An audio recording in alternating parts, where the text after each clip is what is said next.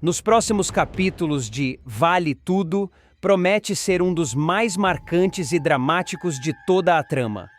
A novela que já conquistou o público com suas histórias envolventes de ambição, poder, amor e traição, vai apresentar uma sequência que mexerá profundamente com todos os personagens, desencadeando acontecimentos que mudarão para sempre os rumos da narrativa. Tudo começará em um dia aparentemente comum na cidade. As ruas estarão agitadas, como sempre, cheias de carros buzinando, vendedores ambulantes oferecendo seus produtos e pessoas correndo de um lado para outro, o outro em busca de seus compromissos. O calor do asfalto misturado ao nervosismo típico do trânsito criará o cenário perfeito para o inesperado. No meio desse caos urbano estará Odete Roitman, a vilã que há muito tempo se tornou sinônimo de arrogância e manipulação.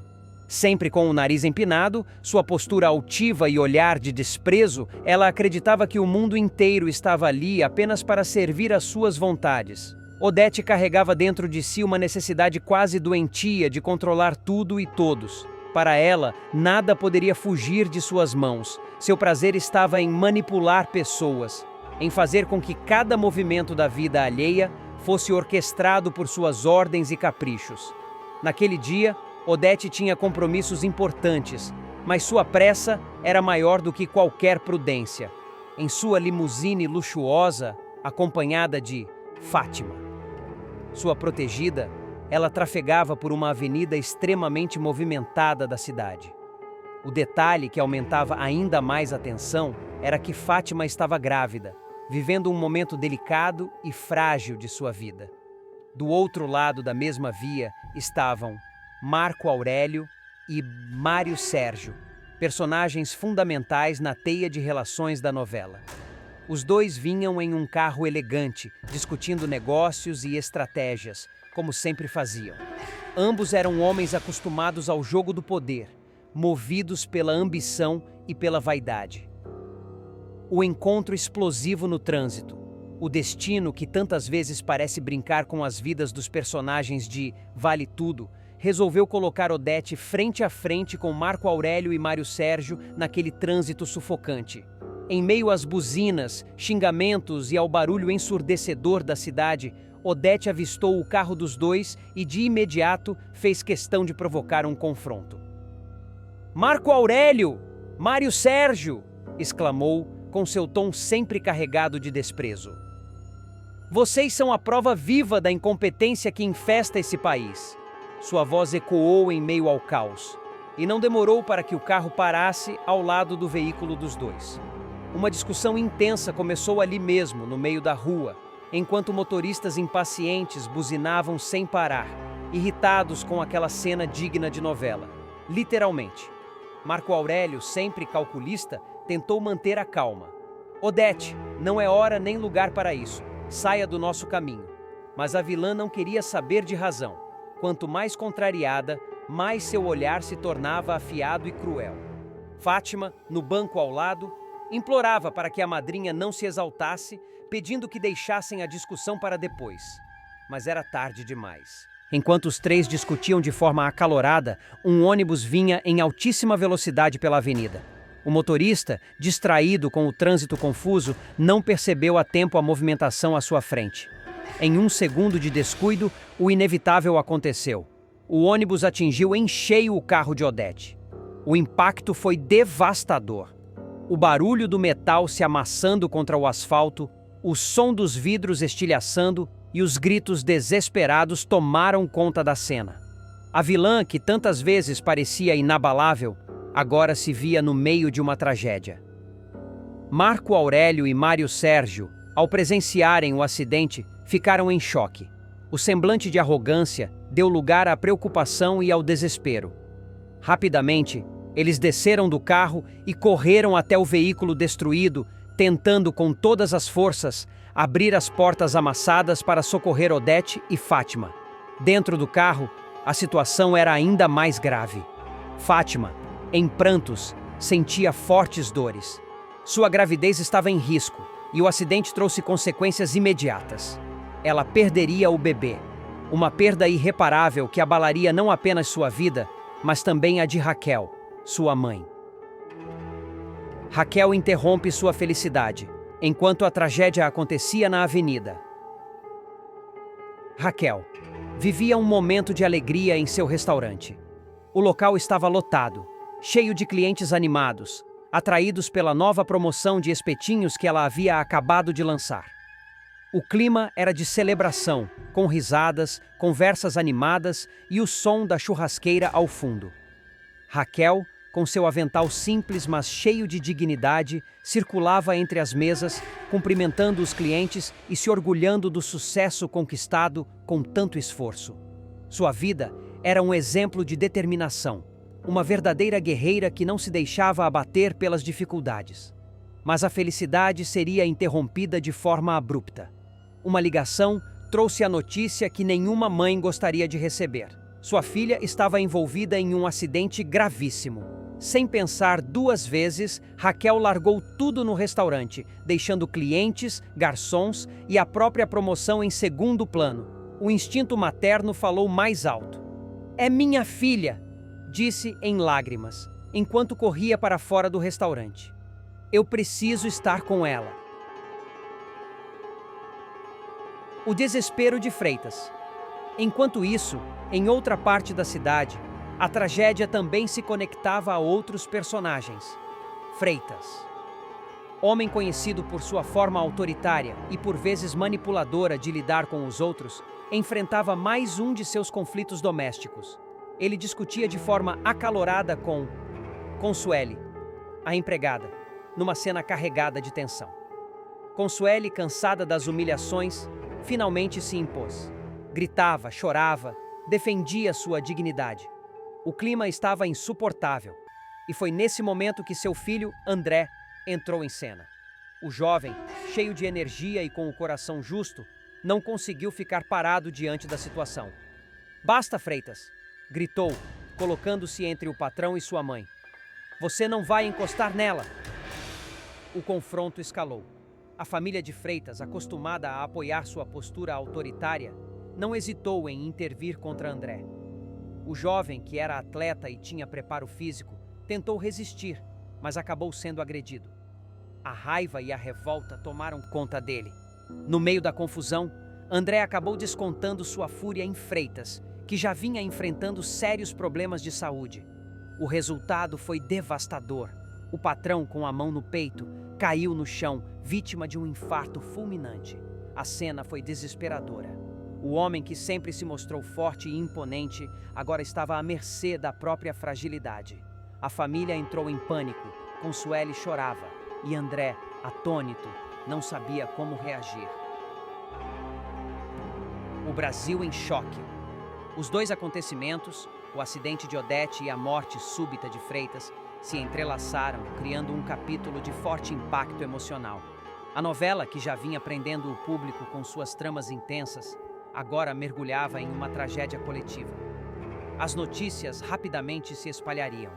Nas ruas, nas casas, nos bares, todo mundo só falaria sobre o acidente da vilã e sobre a perda do bebê de Fátima. Raquel, em desespero, correria contra o tempo para estar ao lado da filha, enquanto Marco Aurélio e Mário Sérgio tentariam lidar com a culpa de terem presenciado a tragédia sem poder evitá-la.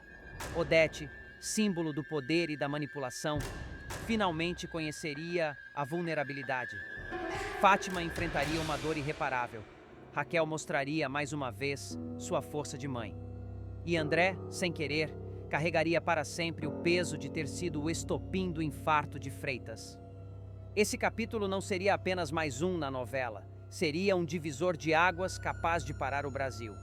Uma tragédia que ficaria marcada na memória do público e mudaria para sempre o rumo de Vale Tudo.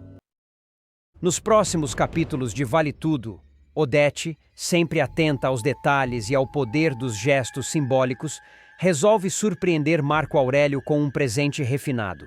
A escolha recai sobre um relógio de luxo, não apenas pelo valor material, mas pelo que representa: a noção de tempo, de controle e de status. Ao entregar o acessório, a empresária reforça sua posição de autoridade e, ao mesmo tempo, procura estreitar ainda mais os laços com o executivo, deixando claro que ele ocupa um lugar de confiança dentro de seus planos. Marco Aurélio, lisonjeado, agradece o presente, mas a cena também deixa no ar a sensação de que tudo tem um preço quando se trata de Odete. Enquanto isso, nos bastidores, Freitas decide abrir o jogo com Eugênio sobre uma ideia que vem amadurecendo em silêncio. Ele confessa sua intenção de desviar dinheiro de Marco Aurélio, aproveitando-se das brechas que percebeu nas movimentações financeiras do empresário.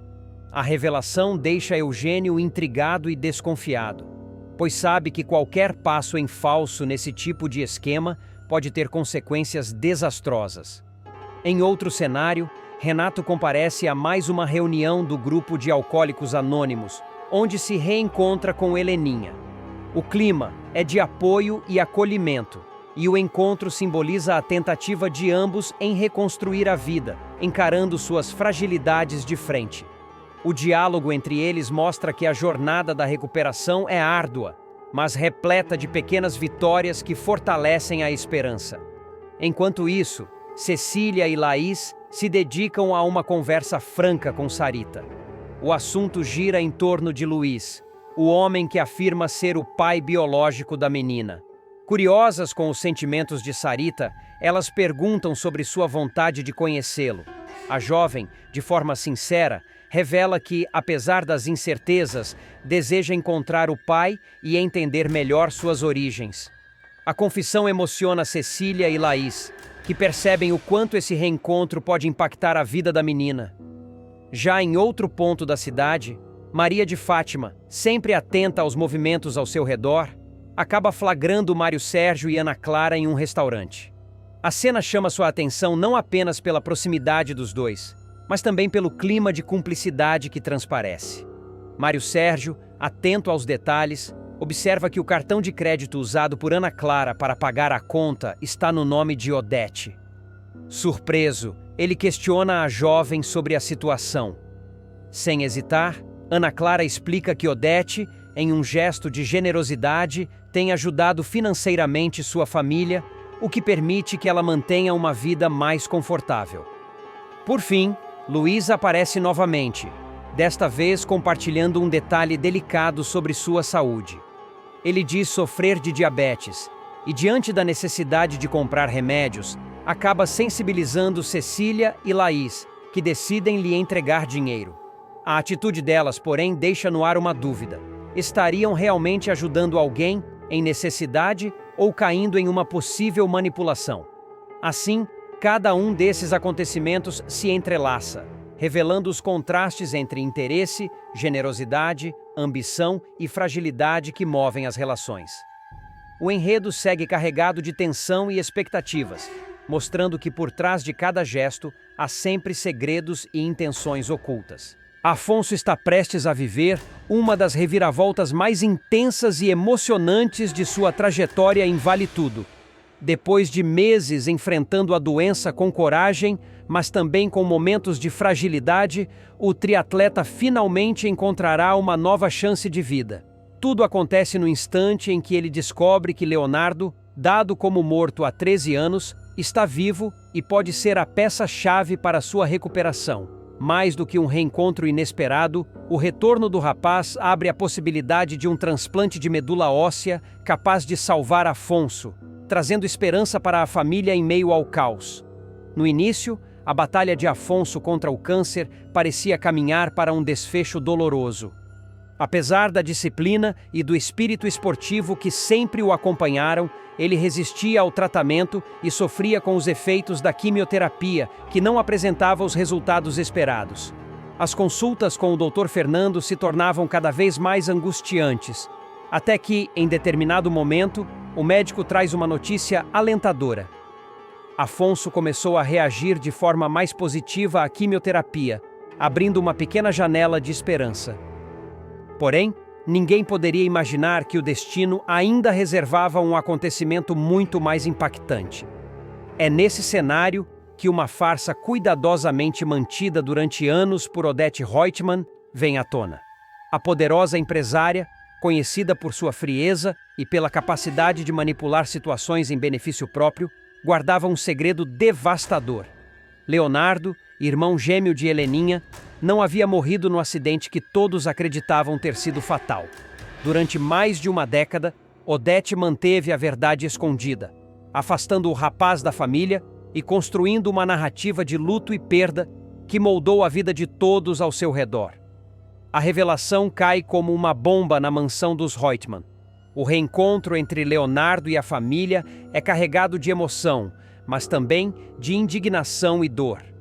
Celina, que sempre sofreu com a ausência do sobrinho, mal consegue acreditar no que vê. Heleninha, marcada por anos de culpa e sofrimento, sente uma mistura avassaladora de alívio e revolta. E Afonso, em meio à luta pela vida, é tomado por uma sensação de esperança renovada. Leonardo é um doador compatível e pode ser a resposta para o transplante de medula que ele tanto precisa. No entanto, a alegria da possibilidade de cura não diminui a gravidade da mentira revelada. Quando Afonso se dá conta da dimensão da manipulação da mãe, não contém a revolta. Odete, que sempre se orgulhou do controle que exercia sobre todos, finalmente se vê confrontada pelo filho em uma cena de grande intensidade dramática. Afonso encara a mãe com firmeza, a voz embargada pela dor, mas também pela determinação de romper com anos de submissão. "Eu não sou mais seu filho", dispara ele, decretando o fim do vínculo materno. A fala ecoa como um golpe devastador para Odete, que pela primeira vez experimenta a sensação de perder alguém não pelo destino, mas pelas consequências de suas próprias escolhas. O rompimento definitivo entre mãe e filho simboliza não apenas a libertação de Afonso, mas também o desmoronamento do império de manipulações que a vilã construiu ao longo da vida. Enquanto isso, Celina e Heleninha tentam lidar com o turbilhão de emoções. A alegria de rever Leonardo e a esperança de ver Afonso salvo se misturam à indignação de terem sido enganadas por tantos anos. A família, que já enfrentava dificuldades, se vê obrigada a reconstruir laços, repensar relações e, principalmente, lidar com a sombra de Odete, que insiste em justificar seus atos com a frieza característica. O retorno de Leonardo, no entanto, não é apenas uma solução médica para Afonso. É também a chance de reparar injustiças, curar feridas emocionais e restabelecer vínculos familiares despedaçados pela ambição e pelo egoísmo de Odete. A possibilidade do transplante reacende a esperança em todos, mas também escancara as marcas deixadas por tantos anos de mentiras. Assim, a reta final de Vale Tudo promete momentos de pura emoção. A luta de Afonso pela vida, o reencontro com Leonardo e o confronto arrebatador com Odete marcam uma das passagens mais emblemáticas da trama. Mais do que um conflito entre mãe e filho, trata-se de uma reflexão sobre verdade, perdão e a força da família diante das adversidades. Nos próximos capítulos de Vale Tudo, Aldeide, sempre atenta aos movimentos do mercado e às disputas comerciais que cercavam o ramo em que trabalhava, decide abrir os olhos de Lucimar. Durante uma conversa franca, ela alerta a amiga sobre a agência concorrente de Ivan, que vinha chamando a atenção por cobrar preços muito abaixo do normal.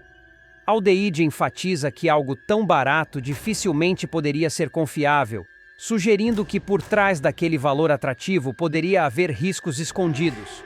Lucimar, mesmo escutando os conselhos, mantém uma ponta de dúvida, já que estava tentada a apostar em algo que poderia baratear seus custos. Enquanto isso, em outro cenário, Marco Aurélio confidencia a Mário Sérgio que fora chamado por Odete para uma reunião importante. A poderosa empresária, com sua visão de negócios sempre voltada para além das fronteiras, queria discutir os próximos passos da expansão da TCA no mercado asiático. Marco Aurélio, embora animado com a possibilidade de crescimento, não deixa de sentir a pressão de estar diante de uma tarefa gigantesca. A Ásia, afinal, representava um território desafiador e promissor, onde cada passo deveria ser cuidadosamente planejado. Mário Sérgio, por sua vez, segue outro rumo. Navegando pelas redes sociais, ele acaba se deparando com uma foto intrigante. Ana Clara aparece ao lado de Maria de Fátima. Surpreso com essa conexão inesperada, ele decide explorar mais a fundo o perfil da jovem. Ao observar suas publicações, seu estilo de vida e a maneira como se apresentava, desperta nele uma curiosidade ainda maior. Movido pelo impulso, Mário Sérgio toma a iniciativa de marcar um encontro com Ana Clara, imaginando que esse contato poderia render muito mais do que uma simples conversa. Enquanto tudo isso acontecia, Lucimar e Vasco acabam passando por uma situação dolorosa. Ignorando os conselhos de Aldeide e acreditando na promessa de um bom negócio, eles se envolvem com a tal agência de preços baixos. Porém, o que parecia uma oportunidade acaba se transformando em uma armadilha. Os dois caem em um golpe. A decepção é imediata e a sensação de terem sido enganados pesa sobre ambos. Lucimar, especialmente, sente-se culpada por não ter ouvido os alertas da amiga. Em meio às turbulências pessoais e profissionais, a tranquilidade da pousada de Paraty foi abalada com a chegada inesperada de Luiz, um homem que se apresentou como pai biológico de Sarita. A revelação pegou Laís e Cecília completamente de surpresa. As duas, que criaram a menina com amor, dedicação e cuidados de mãe, sentiram o chão tremer diante da possibilidade de ver a filha adotiva envolvida em uma situação tão delicada. Mais do que surpresa, o sentimento que tomou conta delas foi de desconfiança. Afinal, quem era aquele homem de verdade? O que queria ao surgir, depois de tanto tempo, reivindicando um papel que nunca havia exercido na vida de Sarita? Apesar do impacto inicial, Luiz demonstrou, ao menos no primeiro momento, uma postura serena. Disse estar ali apenas para conhecer a filha e recuperar um laço perdido pelo tempo e pelas circunstâncias. Suas palavras, porém, não foram suficientes para acalmar os corações aflitos de Laís e Cecília, que não conseguiam afastar a sensação de que havia algo a mais por trás daquela história. Antes de permitir qualquer aproximação, as duas decidiram agir com cautela. Procuraram um advogado de confiança, dispostas a encontrar uma forma legal de impedir o encontro entre Sarita e o suposto pai. A esperança era que houvesse uma brecha jurídica que lhes desse o direito de proteger a menina de uma possível decepção ou até mesmo de uma armadilha. Mas a resposta do profissional foi direta. Pela lei, Sarita tinha o direito de conhecer sua origem biológica. Isso significava que, por mais difícil que fosse aceitar, Laís e Cecília não poderiam simplesmente barrar Luiz. O baque foi grande. As duas mães voltaram para casa carregando uma mistura de frustração e medo. Para elas, o mais importante era preservar a felicidade de Sarita. Mas como fazer isso diante de um passado que vinha bater à porta de forma tão inesperada? Depois de muitas conversas e noites mal dormidas, decidiram abrir o jogo com a menina. A conversa não foi fácil. Sentaram-se diante de Sarita, explicaram calmamente a situação e revelaram que Luiz afirmava ser seu pai biológico. A reação da jovem foi de total surpresa. Seus olhos brilharam de curiosidade. E logo, para desespero de Laís e Cecília, ela manifestou o desejo de conhecê-lo. "Quero ver quem ele é", disse, com a sinceridade de quem nunca teve a oportunidade de preencher aquela lacuna da própria história. Diante da insistência de Sarita e da impossibilidade de impedir legalmente o encontro, Laís e Cecília cederam. Estabeleceram, contudo, uma condição inegociável. O primeiro contato aconteceria sob a supervisão delas. E assim foi feito. O aguardado encontro se deu em um clima de tensão. Luiz chegou aparentando emoção, e Sarita, ainda tímida, encarava-o com uma mistura de expectativa e desconfiança. Cada gesto, cada palavra, era acompanhado de perto pelas duas mães, que observavam tudo com olhares atentos. Para elas, nada escapava. A forma como Luiz falava, os detalhes que omitira ou exagerara, os silêncios que deixava no ar. Luiz, por sua vez, trouxe uma versão confusa do passado. Contou que a mãe biológica de Sarita tinha problemas sérios com vício e que, em meio ao caos, uma mulher teria desaparecido com a menina. Disse ainda que nunca foi acionado judicialmente, nem informado sobre a morte da mãe da garota, até descobrir que Sarita havia parado em um orfanato. As explicações soaram frágeis para Laís e Cecília, mas Sarita parecia interessada em cada pedaço daquela narrativa, ávida por respostas que completassem sua história. Quando questionado diretamente sobre suas intenções, Luiz foi categórico. Para começar, queria ver a minha filha. A frase, simples e objetiva, ecoou no ambiente. Mas mesmo após ouvi-la, a dúvida permanecia. Seria Luiz realmente movido apenas pelo desejo de recuperar o laço com Sarita? Ou haveria um objetivo oculto por trás de sua chegada repentina? A presença dele trouxe uma onda de insegurança para a vida de todos. Para Sarita, abriu-se uma porta de descobertas, carregada de emoção e riscos. Para Laís e Cecília, o temor de perder a filha para um passado nebuloso se misturava à necessidade de respeitar a verdade da menina. O futuro, a partir dali, parecia incerto, e a pergunta que ficava no ar era inevitável. O que Luiz realmente queria com Sarita? Nos próximos capítulos de Vale Tudo, Cecília estava aflita quando se encontrou com Laís. Com a voz carregada de seriedade, contou que havia conversado com o advogado, e ele fora claro. Sarita tinha todo o direito de conhecer sua verdadeira origem. A notícia caiu como uma bomba. Laís, que sempre temera esse momento, ficou paralisada, sentindo que o segredo que mantivera por tantos anos estava prestes a vir à tona. Cecília, no entanto, tentou acalmá-la, explicando que esconder a verdade só aumentaria a dor de Sarita e poderia se transformar em um fardo ainda maior. Mais cedo ou mais tarde ela vai descobrir. É melhor que seja por você, aconselhou. O dilema de Laís se intensificava, dividida entre o medo da rejeição da filha e a necessidade de finalmente libertá-la da sombra das mentiras. Enquanto isso, no hospital, a tensão que rondava a família de Afonso deu lugar a um sopro de esperança. Dr. Fernando reuniu a família para dar a notícia que muitos esperavam. O organismo de Afonso estava reagindo melhor à quimioterapia.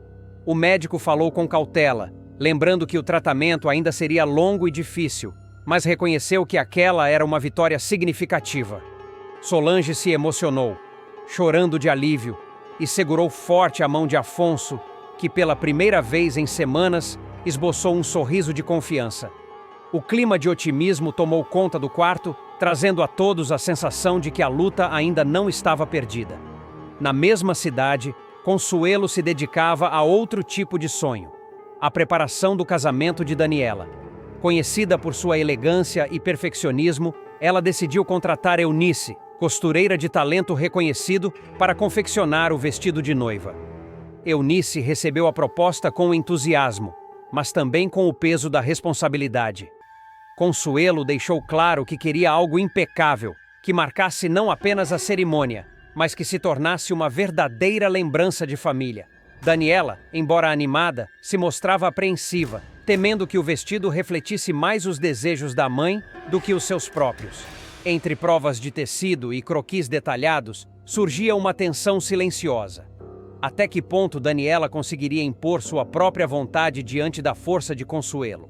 Enquanto isso, em outra parte da trama, Pascoal vivia um turbilhão de emoções. Incentivado por Bartolomeu, que sempre o animava a ser mais corajoso, ele finalmente tomou a decisão de declarar seu amor por Gilda. O encontro foi carregado de emoção.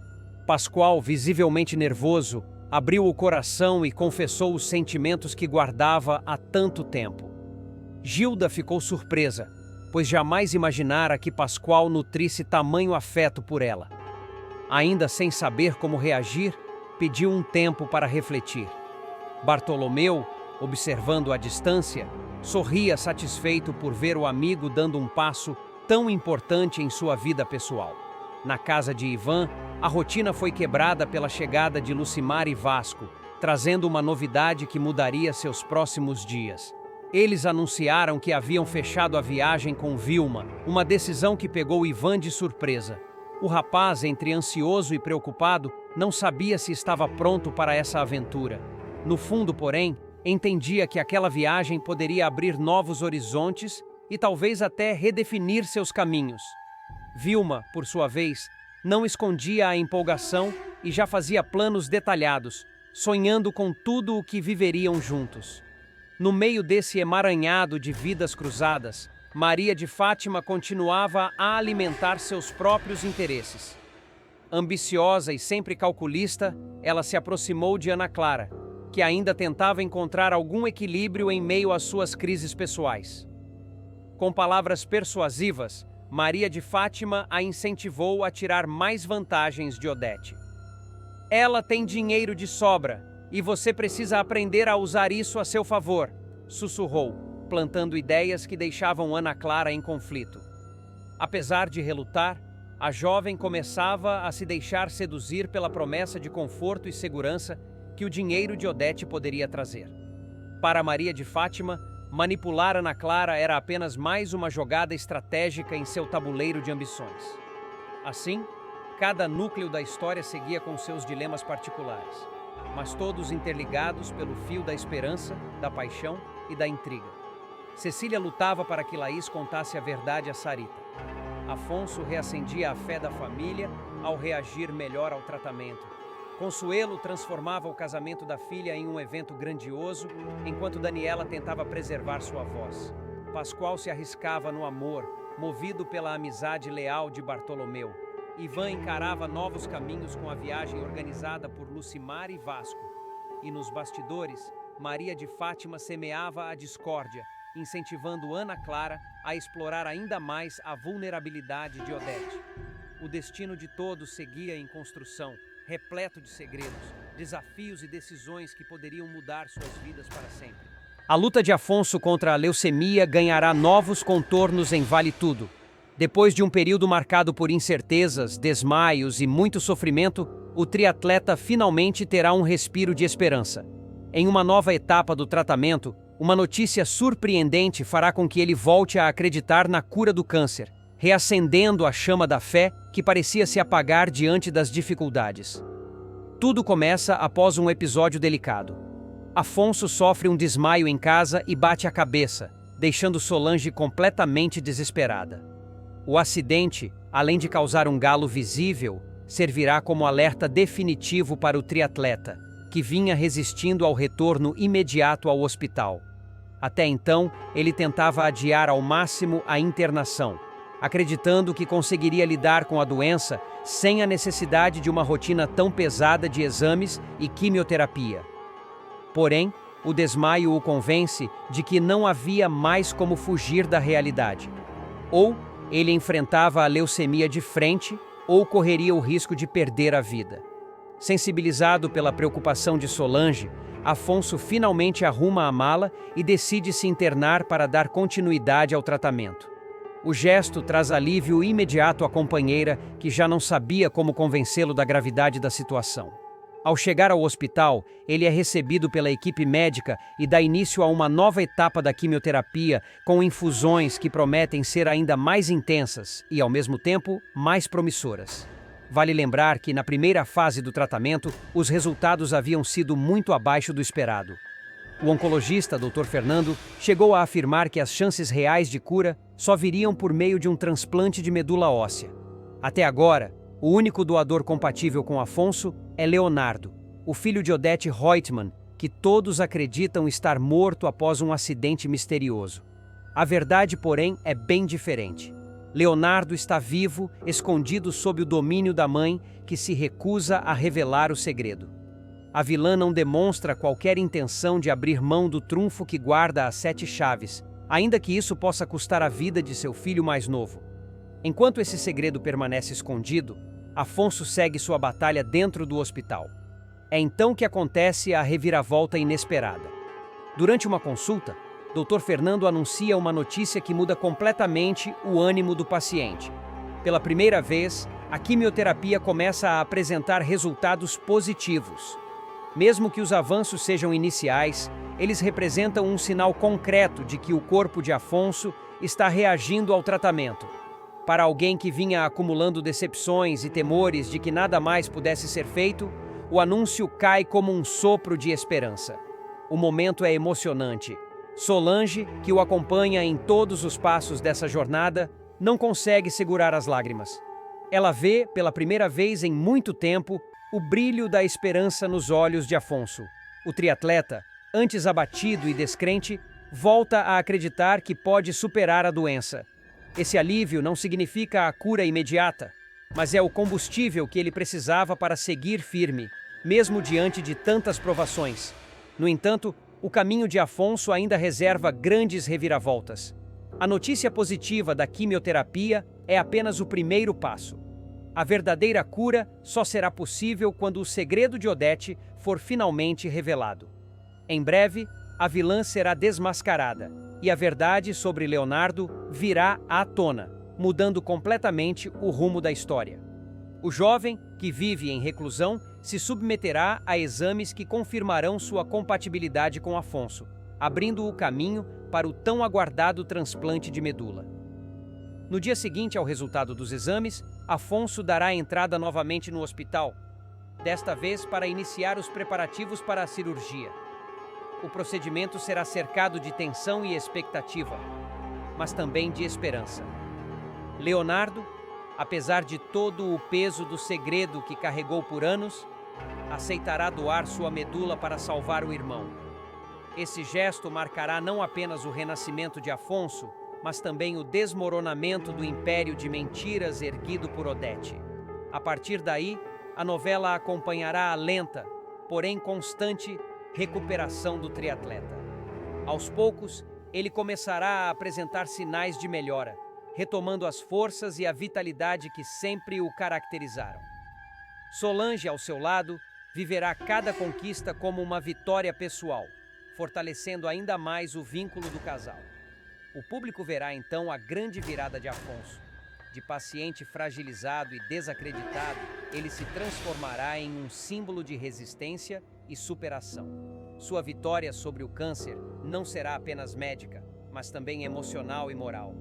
Afinal, para que ela aconteça, será necessário derrotar não apenas a doença, mas também as intrigas e os segredos de Odete Reutemann. Quando o mal finalmente for exposto, Afonso terá sua chance de recomeçar, mais forte, mais consciente e com a vida renovada. Nos próximos capítulos de Vale Tudo, Odete decide manipular mais uma vez a verdade para se proteger. Quando é chamada pela polícia para prestar depoimento sobre os últimos acontecimentos que a envolveram, ela mente descaradamente. Sem hesitar, afirma que foi vítima de uma tentativa de assalto, criando uma narrativa convincente para encobrir situações que poderiam comprometê-la. Com sua postura firme e olhar calculado, consegue despistar os investigadores, mantendo sua imagem de mulher influente e intocável. A mentira, no entanto, é mais uma peça dentro do complicado jogo de poder que ela insiste em sustentar.